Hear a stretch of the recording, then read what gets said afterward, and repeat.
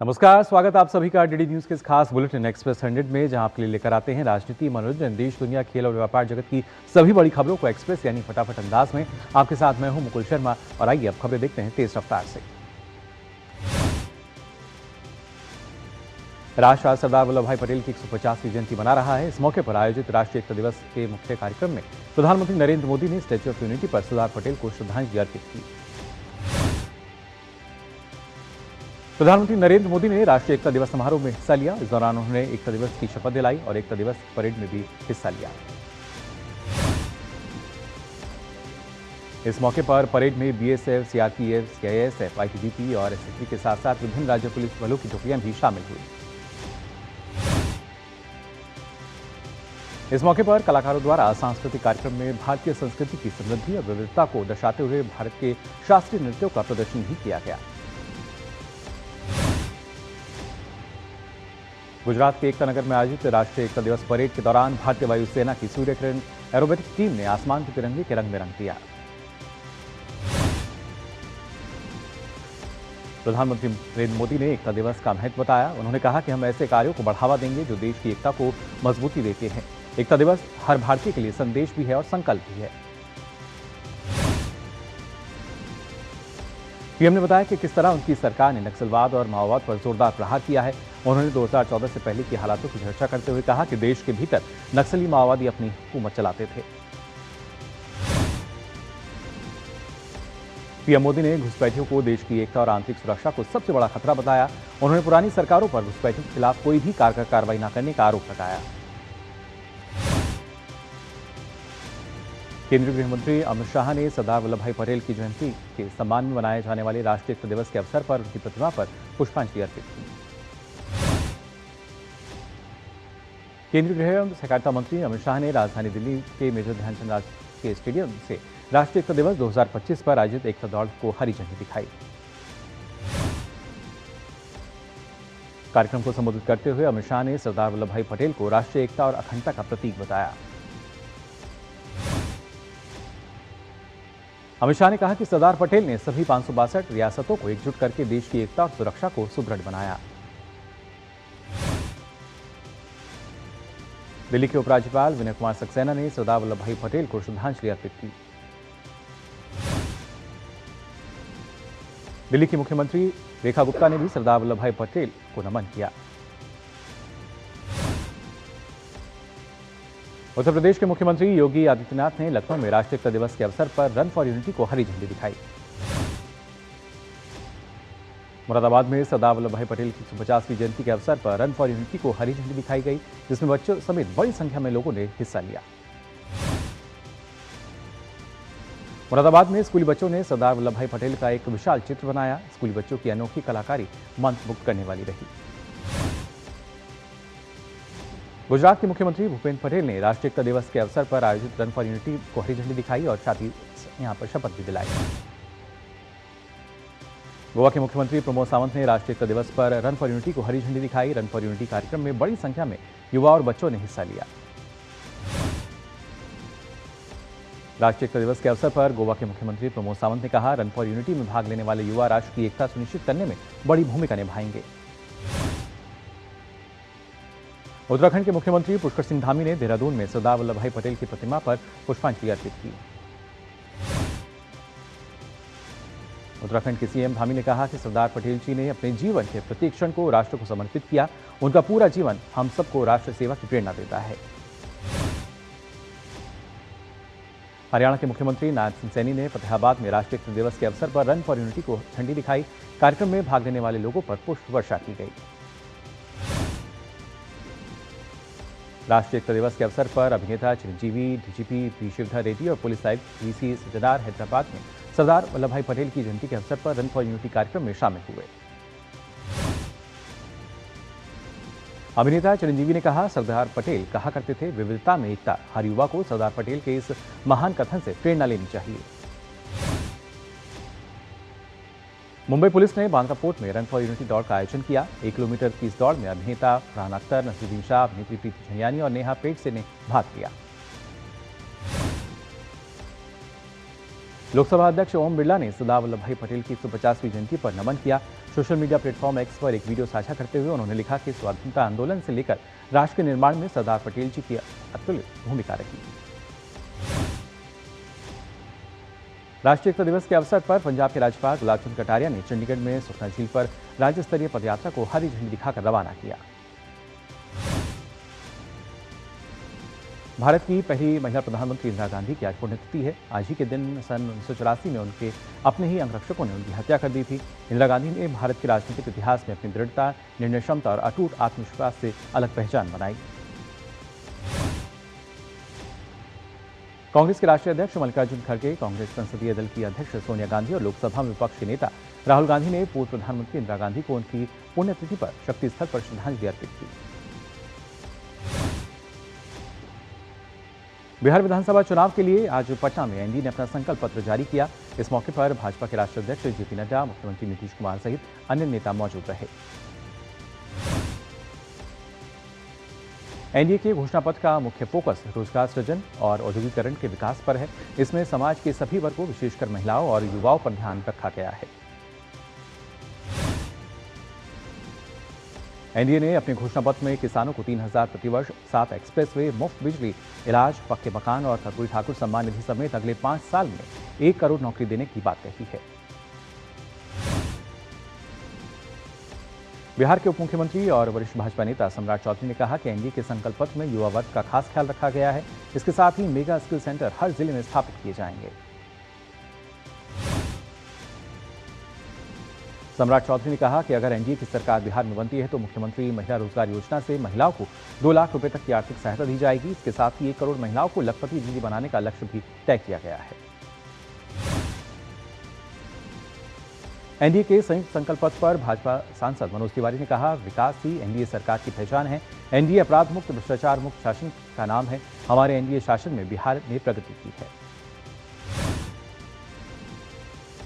Bharatiya Janata party के अध्यक्ष JP Nadda की आज बिहार में 2 रैलियां हैं। जेपी नड्डा डुमराव विधानसभा के ब्रह्मपुर में पहली जनसभा करेंगे। इसके अलावा मनेर के पालीगंज में दूसरी जनसभा को संबोधित करेंगे। उत्तर प्रदेश के मुख्यमंत्री योगी आदित्यनाथ आज बिहार में एनडीए प्रत्याशियों के पक्ष में चुनाव प्रचार करेंगे। योगी आदित्यनाथ सिवान, वैशाली जिले के लालगंज और भोजपुर के अंकिगांव में जनसभा को संबोधित करेंगे। पीएम नरेंद्र मोदी आज नई दिल्ली में अंतर्राष्ट्रीय आर्यन सम्मेलन 2025 में भाग लेंगे। इस अवसर पर प्रधानमंत्री उपस्थित जनसमूह को संबोधित भी करेंगे। ये कार्यक्रम महर्षि दयानंद सरस्वती जी की 200वीं जयंती और आर्य समाज के 150 वर्षों के समाज सेवा के उपलक्ष्य में आयोजित ज्ञान ज्योति महोत्सव का एक महत्वपूर्ण हिस्सा है। और फिलहाल एक्सप्रेस 100 में हम यहाँ एक छोटे से ब्रेक के लिए जल्द लौटते हैं। पता है, लोग अक्सर मुझसे पूछते हैं कॉल सेंटर का स्टेडी जॉब क्यों छोड़ा। I wanted more out of life. बस मैंने अपना स्टार्टअप शुरू किया। जानना चाहोगे कैसे? Then start up your own business as an LIC agent. यहाँ सब कुछ है। Great products, zero investment, leading organization and unlimited opportunities. तो क्या आप तैयार हैं? LIC एजेंट बनो। अब बड़ा सोचो। हमारी वेबसाइट पर जाएं या अपनी नजदीकी LIC शाखा से संपर्क करें। जब धरती चीर कर निकलता है लोहे का पत्थर और मिलता है मोंगिया के जोश से, फिर तपता है, पिघलता है और बनता है फौलाद। अब होता है सरिया सारी खूबियों के साथ। मोंगिया स्टील, मजबूत देश का मजबूत सरिया।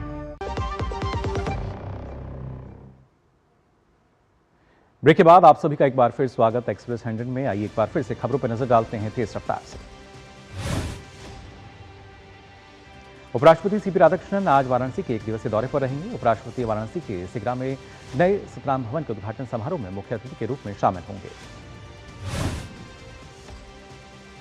रक्षा मंत्री राजनाथ सिंह और अमेरिकी वॉर सेक्रेटरी पीट हेगसेथ ने मलेशिया की राजधानी कुआलालंपुर में अमेरिकी भारत प्रमुख रक्षा साझेदारी की रूपरेखा पर एक समझौते का आदान प्रदान किया। इस दौरान अमेरिका ने भारत के साथ ऐतिहासिक 10 वर्षीय रक्षा रूपरेखा पर हस्ताक्षर किए।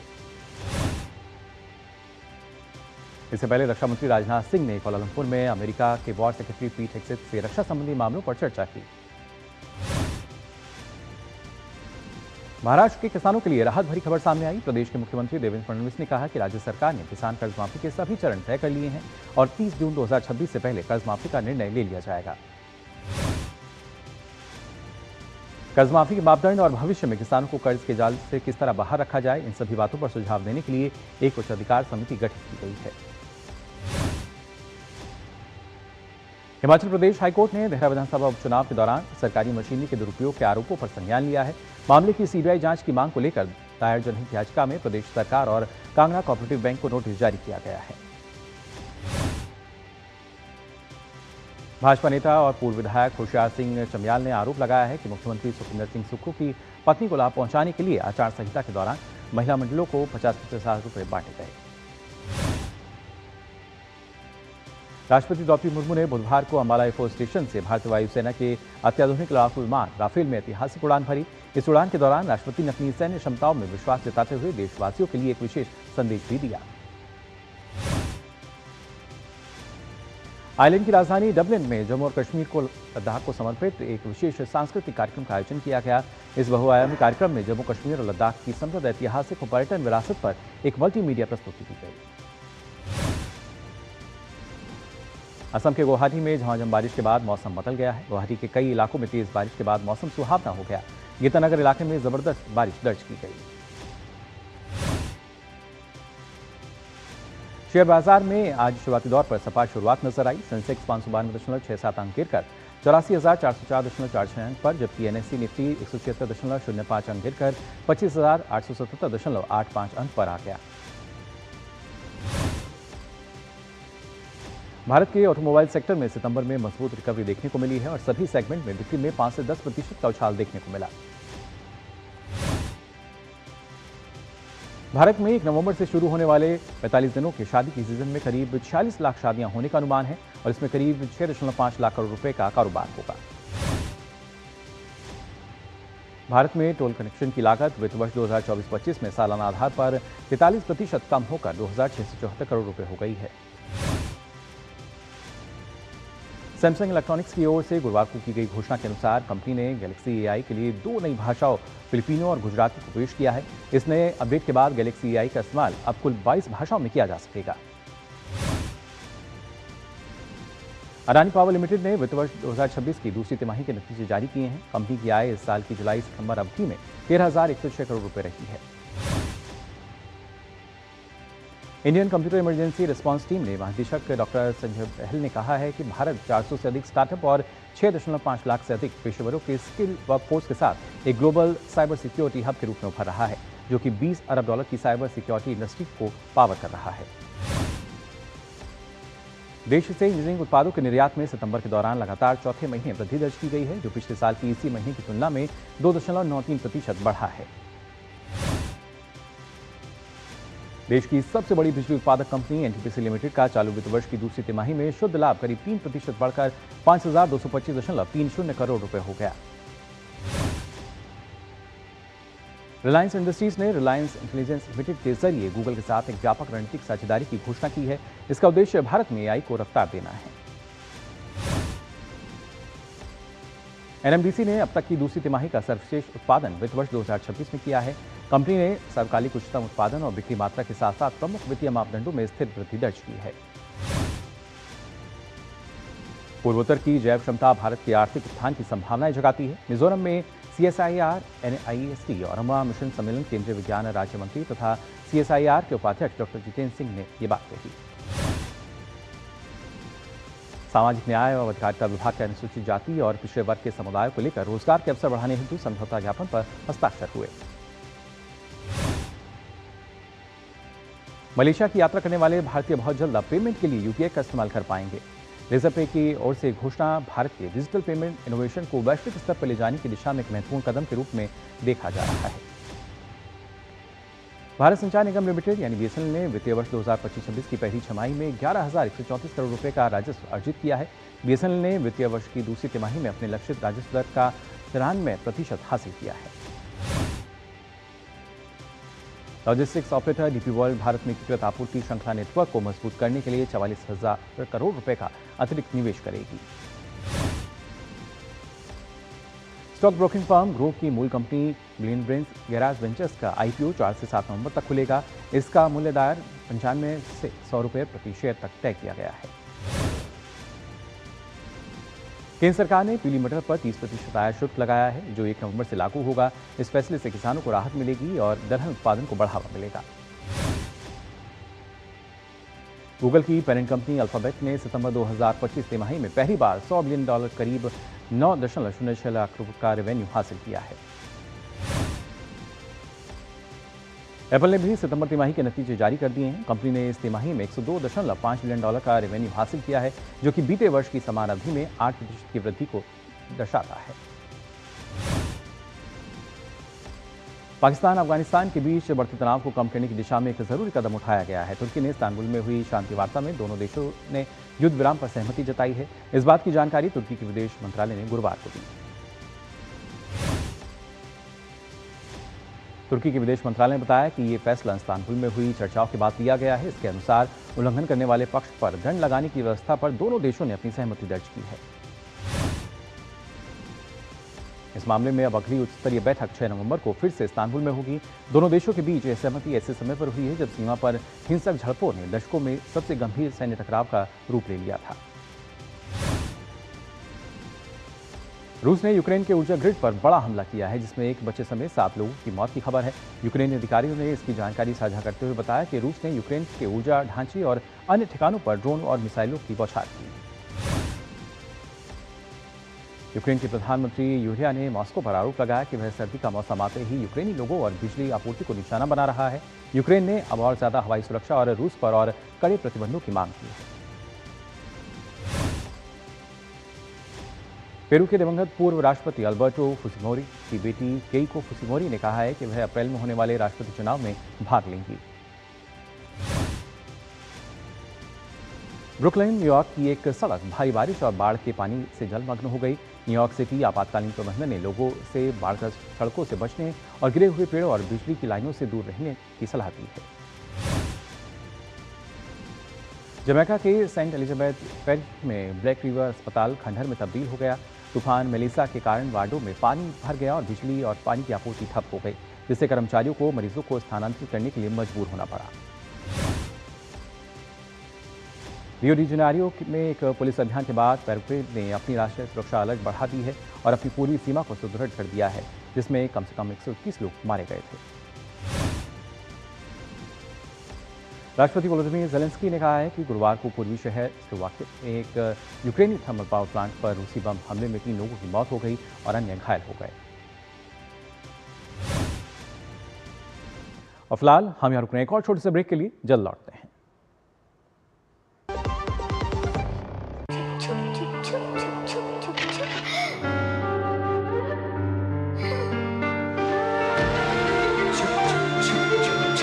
आ जाओ।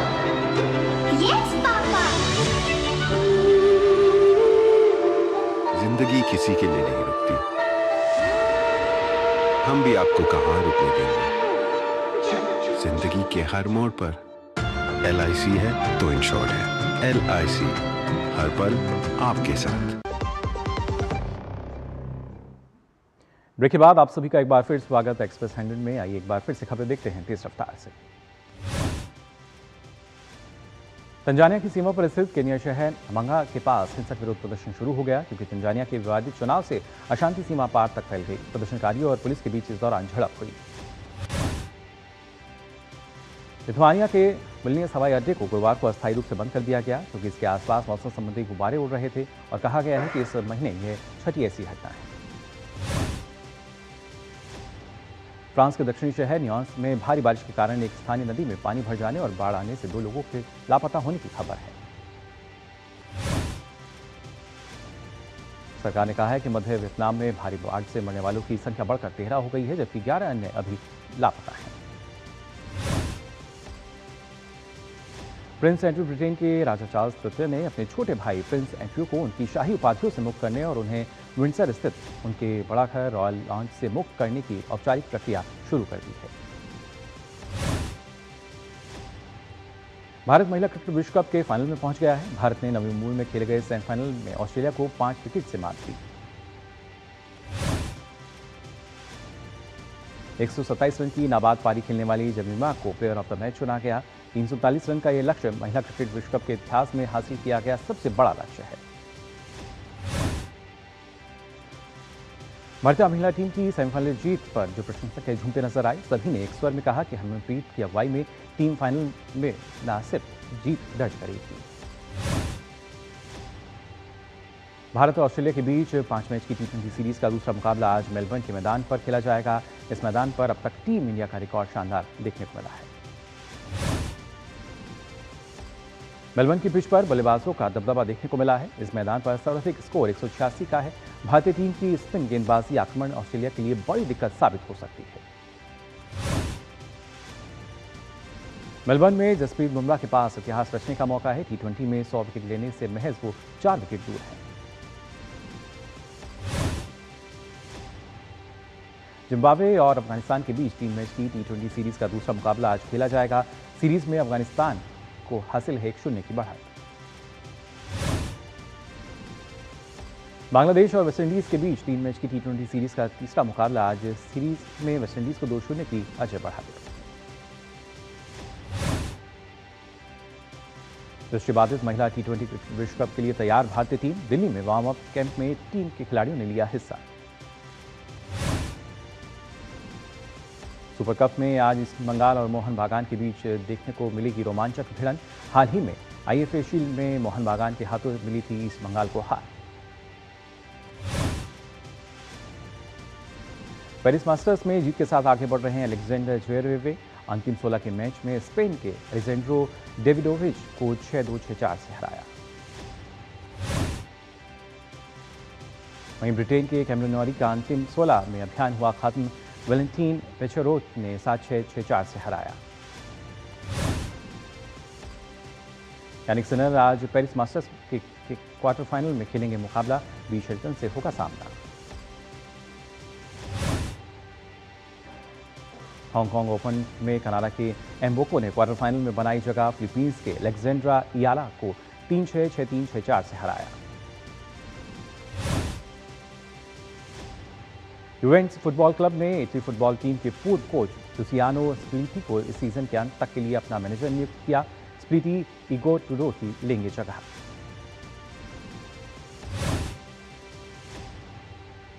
तो फिलहाल के लिए एक्सप्रेस न्यूज में बस इतना ही, लेकिन देश और दुनिया की तमाम खबरों के लिए आप देखते रहिए DD न्यूज। मुझे दीजिए अनुमति। नमस्कार।